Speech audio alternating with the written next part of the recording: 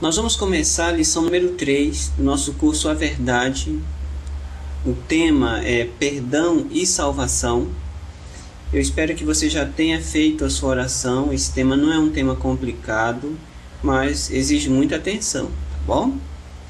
O primeiro texto é 1 Timóteo, capítulo 1, verso 15. 1 Timóteo 1,15 fica no Novo Testamento, perto lá do final. Você vai acabar encontrando aí o livro de Hebreus, que é um pouquinho maior, então você volta um pouco, você vai encontrar 1 Timóteo, capítulo 1, verso 15, tá bom? O texto, na tradução que eu estou usando, diz assim: Fiel é esta palavra e digna de toda aceitação. Cristo Jesus veio ao mundo para salvar os pecadores, dos quais eu sou o primeiro. Algumas traduções dizem eu sou o principal. Aqui é uma carta escrita por Paulo e ele nos deixa muito claro o motivo que trouxe Jesus a esse mundo. Aí ele diz, olha, Cristo Jesus veio ao mundo para salvar os pecadores. Então, Cristo veio para salvar os pecadores. Esse foi o objetivo principal da vinda dele aqui. Nosso próximo texto está ainda no Novo Testamento, no Evangelho de João. Então, você volta um pouquinho aí de Timóteo, tá? Você vai encontrar o Evangelho de João. Você vai passar por Atos, aí vai chegar em João. Evangelho de João, capítulo 3, tá? Evangelho de João, capítulo 3, verso 16. João 3,16. Em João 3,16, que é um texto muito conhecido, nós encontramos uma declaração de como Deus demonstrou seu amor por nós, tá? João 3,16 diz assim: Pois Deus amou tanto o mundo que entregou o seu Filho único para que todo o que nele crê não pereça, mas tenha vida eterna. Tá? Então, Deus amou tanto o mundo de uma maneira tão grande que ele entregou o seu Filho único para que todo o que nele crê não pereça, mas tenha vida eterna. Então, vê que Deus, o mesmo Deus lá do Antigo Testamento, ele demonstrou seu amor fazendo uma doação, e essa doação foi uma doação muito grande. Ele doou o seu próprio filho para morrer aqui em nosso lugar, tá bom? O texto seguinte é Isaías capítulo 53, que descreve como foi a missão de Cristo aqui. O primeiro texto que nós trabalhamos hoje falou sobre o objetivo da vinda dele. Isaías 53 analisa um pouco mais o que foi que aconteceu, como foi que ele sofreu por mim e por você. Isaías 53, versos 4 a 6. Diz assim: E no entanto, eram nossos sofrimentos que ele levava sobre si, nossas dores que ele carregava. Mas nós o tínhamos como vítima do castigo, ferido por Deus e humilhado. Mas ele foi trespassado por causa das nossas transgressões, esmagado por causa das nossas iniquidades. O castigo que havia de trazer-nos a paz caiu sobre ele. Sim, por suas feridas fomos curados. Todos nós, como ovelhas, andávamos errantes, seguindo cada um o seu próprio caminho. Mas o Senhor fez cair sobre ele a iniquidade de todos nós. Então veja, Isaías 53, versos 4, 5 e 6, é muito claro quando diz que Cristo sofreu por mim e por você. Ele diz aqui, repetidamente ele lembra que o sofrimento dele foi por mim e foi por você também. Então o 4 diz, eram nossos sofrimentos que ele levava sobre si, nossas dores que ele carregava, e nós o tínhamos como alguém que Deus estava castigando, né? Porque a mentalidade naquela época era que se alguém sofria, era porque Deus estava castigando, tá? Deus era responsável por tudo na mentalidade daquela época, tanto pelo bem quanto pelo mal. O versículo 5 diz, mas ele foi trespassado ou ferido por causa das nossas transgressões, esmagado por causa das nossas iniquidades. Aí então ele declara aqui, olha, o castigo que havia de trazer-nos a paz caiu sobre ele.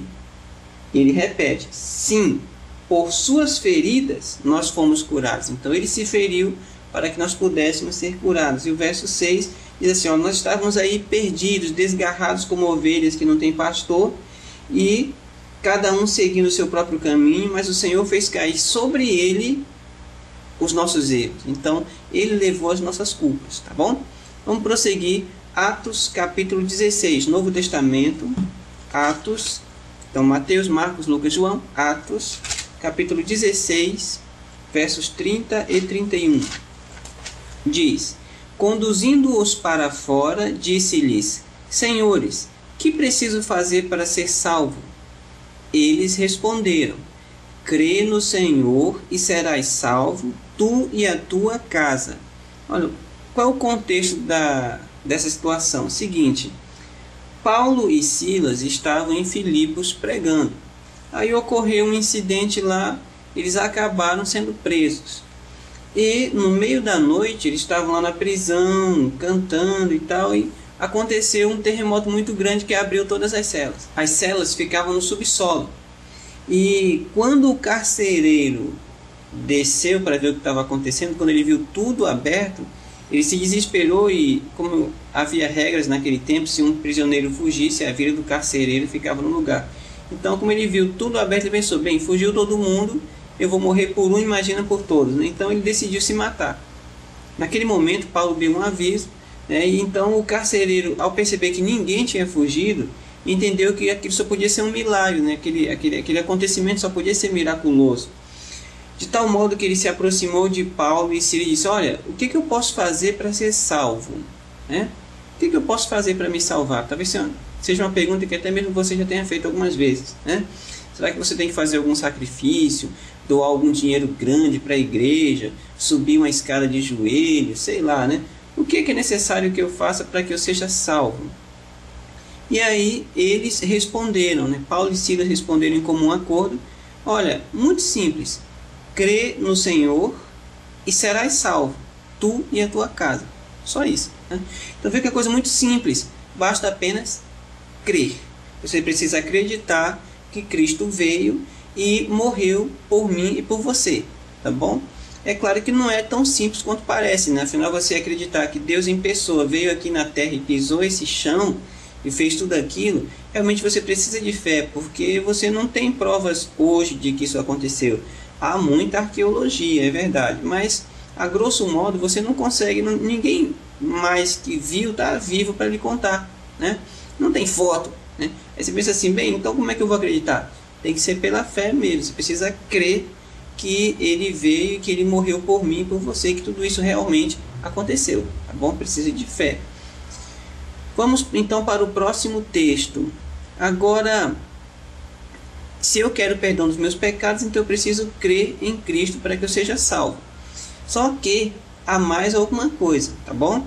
O próximo texto, ainda no livro de Atos, agora no capítulo 3, tá?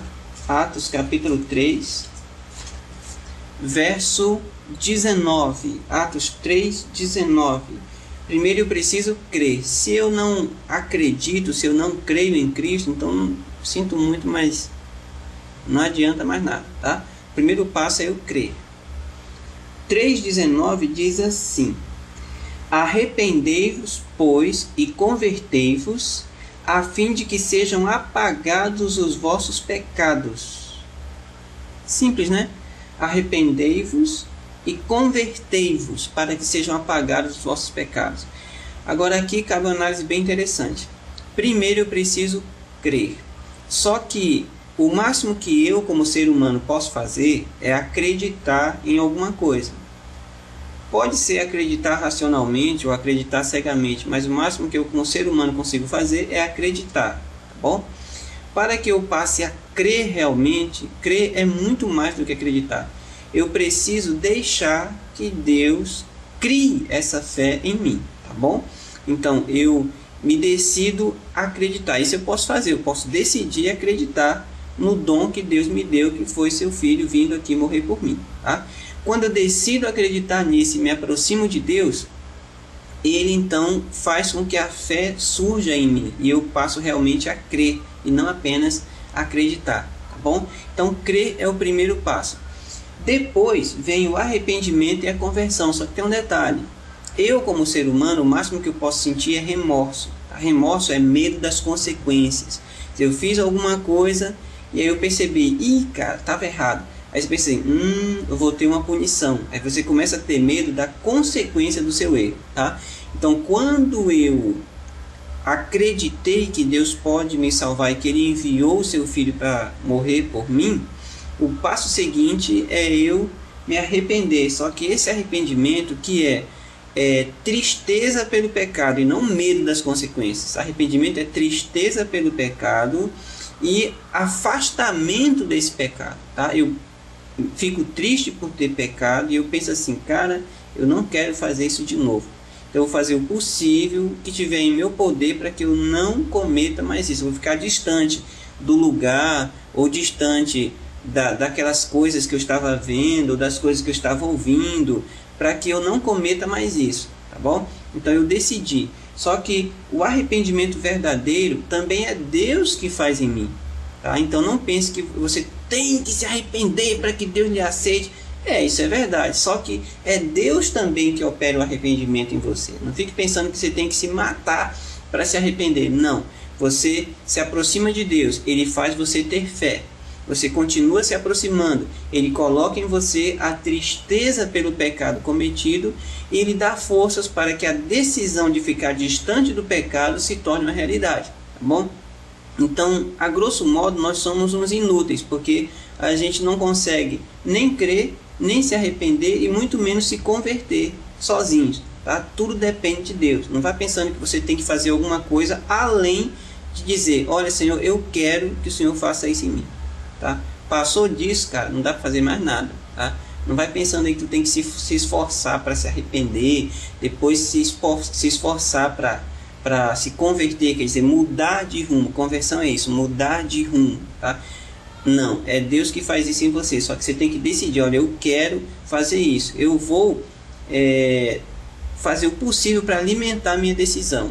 Só que quem vai te dar forças para que a tua decisão se torne verdade é Deus. Então, a fé, que é crer, o arrependimento, que é tristeza pelo pecado e afastamento dele, e a conversão, que é a mudança de rumo, essas coisas que são necessárias para a minha salvação, é Deus que opera em mim, tá bom? Não vai pensando que tu tem que fazer alguma coisa por ti mesmo, que se tu tentar, vai fracassar, vai ser só decepção, tá bom?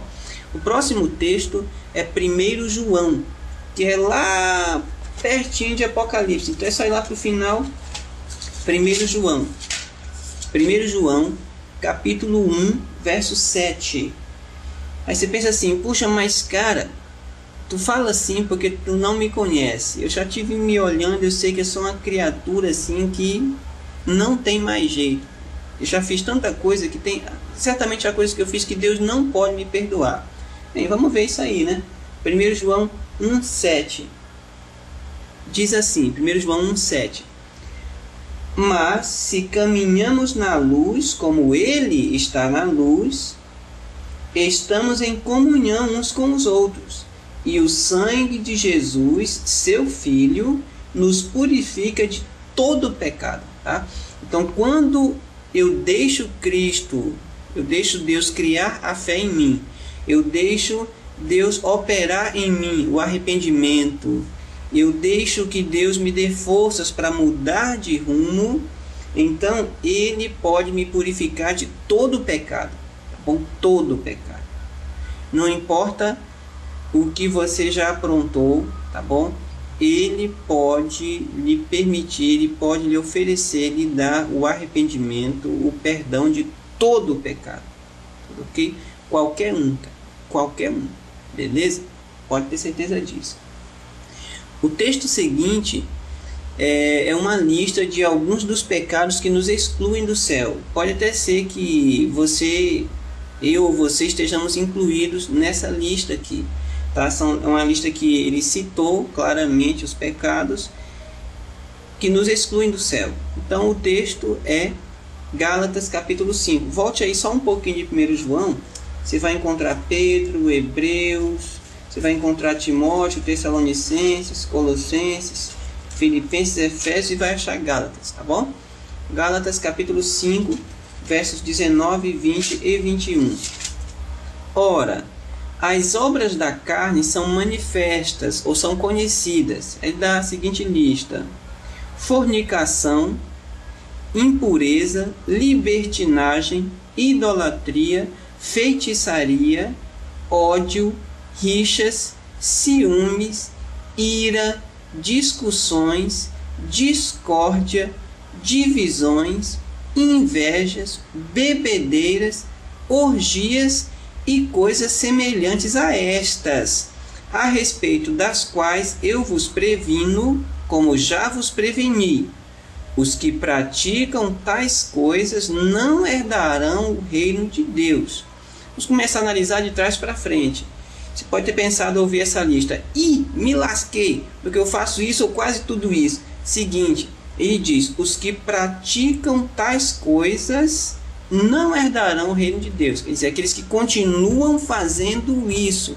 Então, se você hoje deixou que Deus opere em você e decidiu não fazer mais, você sentiu tristeza pelo pecado, decidiu: olha, eu não quero fazer mais isso, então você não está mais praticando isso, tá? Você não continua fazendo, você abandonou, tá? Então você saiu da lista de condenação aqui.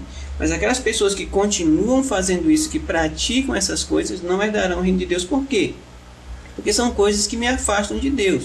Eu fico distante dele, e distante de Deus eu não posso ser salvo. Então, voltando aqui, existem algumas coisas interessantes nessa lista. Fornicação é uma palavra pouco usada hoje. A questão é a seguinte: a fornicação se refere à relação sexual antes do casamento, tá? Hoje é muito comum, né? Hoje você ouve aí nos sertanejos universitários, nos funks, em todas as músicas, a questão é você transar, né? Ninguém fala em que casou e depois aproveitou. A questão é transar antes, transar com todo mundo. Isso é fornicação, tá? É um termo muito em desuso hoje, mas é perigoso, tá? Ele fez questão de citar esse termo aqui, tá bom? A liberdade sexual que é apregoada nos jornais, nas revistas, nos filmes hoje, que todo mundo transa com todo mundo, ninguém quer saber de compromisso, isso aqui está errado, tá? Está escrito aqui: fornicação é um dos pecados que me afasta de Deus e que me deixa longe do céu, tá? Outra coisa interessante aqui é a questão da idolatria. A gente vai estudar sobre idolatria numa lição posterior, tá bom? Então eu não vou trabalhar muito com ela aqui. Tem a questão da feitiçaria, que é muito citada hoje em novelas, em filmes, né? Tem até heróis que são feiticeiros, tem desenhos animados com heróis que fazem feitiçaria. Cuidado, tá bom? Embora ninguém queira ser identificado como macumbeiro ou coisa assim, né? Então, de certo modo, está em desuso esse termo, mas tem que tomar cuidado com isso, porque ela tem diversas formas, tá bom? Outra coisa interessante aqui é a questão das bebedeiras. Cuidado com isso, porque a mente fica entorpecida e você não consegue se aproximar de Deus, ele não consegue operar em você o arrependimento. Mais uma coisa interessante para a gente fechar essa parte aqui é a questão aqui das rixas, né? Gente que começa a causar confusão, causar discórdia. Parece até estranho, né? Mas é um pecado que foi citado aqui. Então vamos prosseguir, né? Isaías capítulo 43, tá? Isaías 43, verso 25. Eu sou o que apaga tuas transgressões por amor de mim, e já não me lembro dos teus pecados. Olha só que texto interessante, né? Isaías 43, 25, ele faz a declaração o que Deus faz com os meus pecados, né? Depois que ele perdoa esses pecados, será que eles só desaparecem? Bem, primeiro ele usa uma figura bem legal aqui, diz: olha, tá, eu não lembro mais, eu esqueço. Aqui tem um detalhe muito legal. Você já deve ter feito alguma coisa, cometido algum erro aí, fez uma besteira grande e você teve que pedir desculpas, né? E a pessoa até lhe perdoou, lhe desculpou e tal, mas quando você cometeu o erro, algum erro novamente, A pessoa chegou para você e disse, olha, na primeira vez até que passou, mas agora sinto muito. Ou até pode ter lhe perdoado e diz, olha, já é a segunda. Então vê, seres humanos, eles até perdoam, mas eles não esquecem, tá? Então não vê que esse negócio de que, poxa, mas tu vai jogar isso na minha cara, tu não tinha me perdoado? Cara, ser humano perdoa, mas não esquece. Não adianta, tá? Não esquece. Aí Deus, ele lembra assim, olha, meu perdão não é como perdão humano. Eu perdoo e eu esqueço, eu deixo para lá. Mas tem um outro texto aqui sobre esse assunto, que é Miqueias. Também no Antigo Testamento, você avança um pouco, vai passar por Jeremias, Ezequiel, Daniel, Oséias, até que vai chegar em Miqueias, tá bom? Se demorar a encontrar, você pode dar uma pausa no vídeo até você achar aí. Miqueias capítulo 7, verso 19. Miqueias 7,19 diz assim, ó: mais uma vez ele terá piedade de nós. Interessante começar, mais uma vez ele terá piedade de nós, pisará aos pés nossas faltas, lançará no fundo do mar todos os nossos pecados. Então vê que aqui ele usa figuras muito fortes. Primeiro ele disse lá em Isaías, olha, eu esqueço as tuas faltas. E aqui em Miqueias ele usa as seguintes figuras: eu vou te perdoar novamente, ele vai ter piedade de nós. Ele vai pisar aos pés nossas faltas, ele vai esmagar nossos pecados, é uma figura forte. E mais, vai lançar no fundo do mar todos os nossos pecados. Ora, o homem consegue chegar nas vastidões do espaço, envia sondas, faz e acontece. Só que para enviar uma sonda para o fundo do mar dá um trabalho terrível, porque a pressão é muito grande. Então ele quer dizer aqui o seguinte, olha, assim como é praticamente impossível alguém chegar no mais profundo do mar, ninguém vai poder ir até lá e resgatar os teus pecados para jogar na tua cara, porque eu mesmo jogo eles lá. Tá? Não quer dizer que lá no fundo do mar tem um monte de pecado lá servindo de comida para peixe, não é isso, é só uma figura, tá? Ele está dizendo, olha, é como se eu jogasse teus pecados num lugar que não tem como ninguém trazer lá de volta, está esquecido, está perdoado, já era, ninguém tem o direito de jogar isso na tua cara, tá bom? Outro texto aqui interessante fala sobre como eu posso mostrar o meu amor a Deus por Ele ter me perdoado. Ora, parece muito justo que quando alguém lhe perdoa, você se aproxime mais dessa pessoa, né? Você se torna mais amigo dela, porque ela lhe reconheceu, ela lhe aceitou com os erros que você cometeu, tá bom? Ela lhe aceitou do jeito que você é, imperfeito e etc. Então, em João, Evangelho de João, é só avançar aí que você vai passar por Zacarias, Mateus, no que vai chegar em João. Evangelho de João, capítulo 14. João 14, verso 15. João 14, 15. Diz como é que eu posso demonstrar o meu amor a Deus. Será que eu tenho que oferecer algum sacrifício? Ou então pegar todo o meu dinheiro e entregar para a igreja? Ou será que eu tenho que subir uma escada de joelhos? Ou me cortar todo? Sei lá, fazer algum sacrifício? João 14, 15 diz assim: se me amais, observareis meus mandamentos. Acabou. Tá? Então vê, não precisa fazer nada. Assim, uma obra que te sirva como um pagamento pelo que Deus fez para você. Não precisa não, cara. Isso aí é invenção de ser humano, tá? Com o perdão da palavra, eu espero não ser processado por isso, mas é doidice. Inventar isso aí há muito tempo. Tu tem que fazer alguma coisa para ser salvo, tem que fazer uma obra real. Doidice, a Bíblia não fala nada disso. É besteira, ninguém pode provar biblicamente que tu tem que fazer alguma coisa para ser salvo, além de simplesmente deixar que Deus opere em você o arrependimento, o perdão a partir da fé que Ele mesmo opera em ti, tá bom?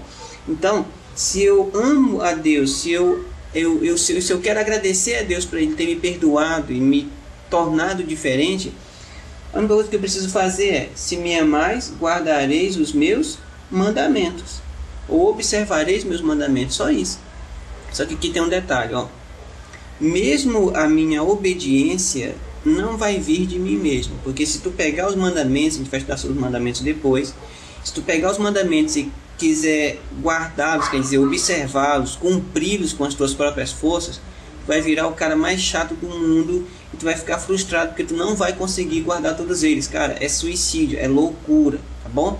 Então, quando eu amo a Deus, eu vou obedecê-lo, eu vou observar seus mandamentos, mas é Ele mesmo que me dá força para observar os mandamentos. A gente vai estudar isso com mais calma depois, como é que Deus opera para que eu obedeça, tá? A questão aqui é simples. Se eu amo a Deus, se eu quero agradecer a Ele por Ele ter me dado o perdão, o arrependimento, ter mudado a minha vida, eu tenho que ser obediente. Parece muito lógico, né? Se alguém te perdoou, se alguém fez um bem para ti, tu vai querer fazer um bem para ele também, né? Só que para Deus eu não tenho como barganhar. O único bem que eu posso fazer para Deus é obedecê-lo, tá? Fica meio difícil tu dizer de um filho que ele ama aos seus pais se ele não é obediente. É ou não é verdade? Tá? Então vamos prosseguir. Nosso último texto é 1 João 2:1. Tá tudo muito lindo, tudo muito perfeito, só notícia boa, né? Só que tem um detalhe.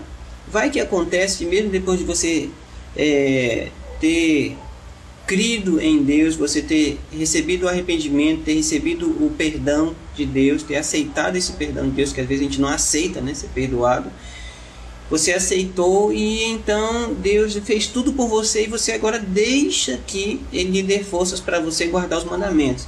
Mas acontece um acidente e eu ou você pecamos novamente. E agora? Será que Deus vai dizer: oi, rapaz, te dei um voto de confiança e tu faz uma besteira dessa? Só decepção. Será que Deus vai agir assim com a gente? Vamos ver, né? 1 João 2:1, lá pertinho de Apocalipse, diz assim: meus filhinhos. Ele já começa falando de modo aqui bem carinhoso, né? Isto vos escrevo para que não pequeis. Quer dizer, tudo isso que ele escreveu aqui, essa carta é a carta de João, mas ele pode se referir claramente à Bíblia toda também. Isto vos escrevo para que não pequeis. Quer dizer, olha, vocês estão avisados, estão orientados para que vocês não cometam nenhum erro. Tá aqui, tá toda a orientação está aqui, né?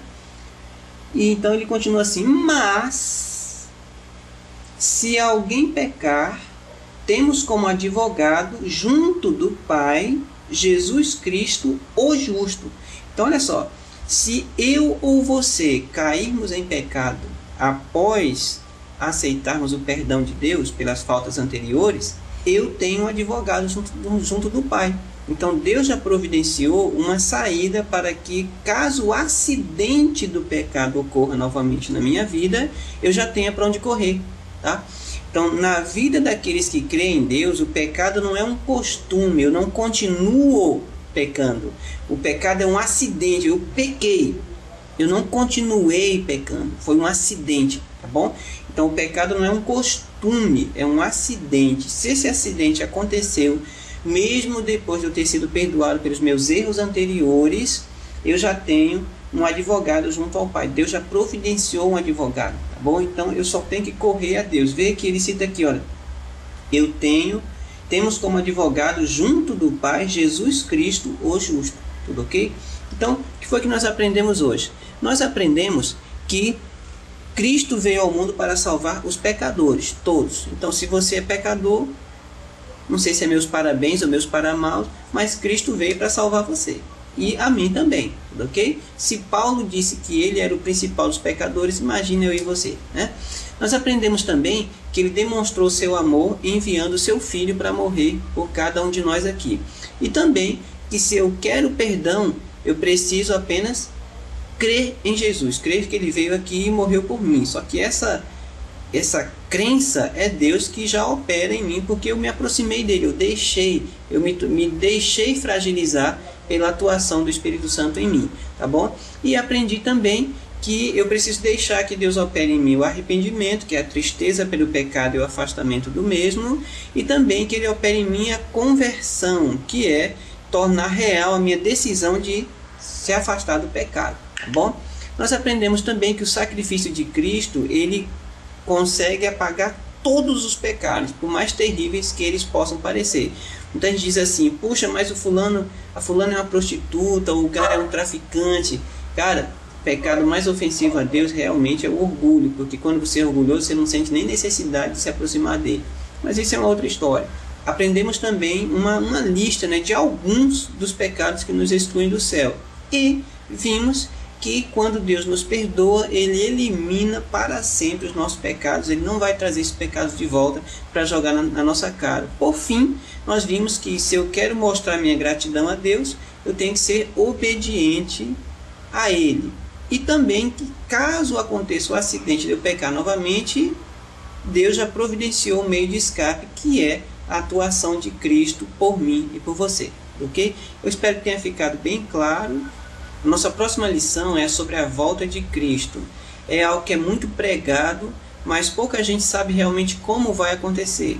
A questão é como, porque o quando ninguém sabe mesmo, tá bom? Então eu já convido você para estar conosco no nosso próximo vídeo, beleza?